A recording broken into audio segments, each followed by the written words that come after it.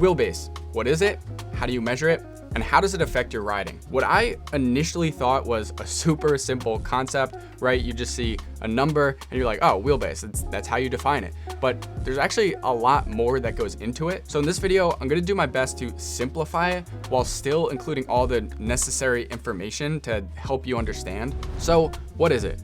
Well, the commercial skateboarding industry measures their wheelbase by using the difference between the truck holes, specifically the front 2 truck holes on the rear of the deck and the rear 2 on the front of your deck. Now, this is what trips up a lot of people because it's actually not an accurate representation of what the true wheelbase will be for your setup. And that's because the trucks you use will end up making your wheelbase either longer or shorter, depending on their geometry. So to accurately get the true wheelbase of your setup, you have to measure it the way they do with cars, from axle to axle. The reason the deck you buy at your local skate shop doesn't take trucks into consideration is because, well, there's just too many variables for them to control, and so figuring out a standardized way to measure wheelbase using the inner truck holes is the move. So why does wheelbase vary depending on the truck that you use?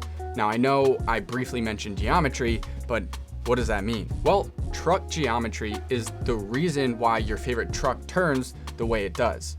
Factors include axle width, kingpin angle, kingpin height, pivot cup distance, and all of these variables can be further manipulated depending on what bushings you use. Okay, now that we know how and why wheelbase is measured, let's go over how different wheelbases affect your riding. Setups like penny boards and mini cruisers have smaller wheelbases that will turn sharper but feel less stable. Double kick street boards and cruisers have a slightly longer wheelbase, making the turning radius slightly larger and more stable. Longboards have a wide turning radius in comparison and will be the most stable. A 16-inch wheelbase with traditional kingpins won't have the same turning radius as a 16-inch with reverse kingpins. Truck angles, truck axle lengths, wheel sizes, and bushings also contribute to your turning radius. So I guess my point, like the previous section, is that there are just several variables that come into play when talking about turning radius,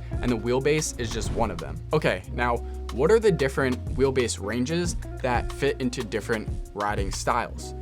This is a tricky one because it's not an exact science, but I'm gonna do my best to give you a rough idea. First, let's start with mini cruisers, which have a wheelbase range right around 14 inches. This wheelbase is typically used on smaller decks to get from point A to point B.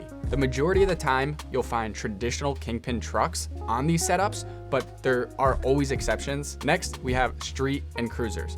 Now, generally, it'll be between 14 and 15 and a half inches, but to keep it simple, I'm just gonna say 14 to 16. Wheelbases like 14 inches, 14 and a quarter, 14 and a half, all the way to 15 and a half are common. This is a solid wheelbase if you're trying to do flip tricks or skate pools. Then there's Surfskates and Hybrids, ranging about 16 to 20 inches. This is kind of a gray area because it's longer than traditional street setups, but not quite long enough to be considered a longboard. Next, we have longboards in the 20 to 30 inch range. This seems to be where the wheelbase of most longboards fall under. It's where stability is the strongest. Then there's longboards in the 30 to 40 inch range, which is generally found on dancing setups. For the most part, reverse kingpin trucks are preferred in this range. Finally, we have, I guess you could categorize it as like the big boys club, which is like 50 inches and above. Personally, when I think of this type of wheelbase, I think of the company Handboards,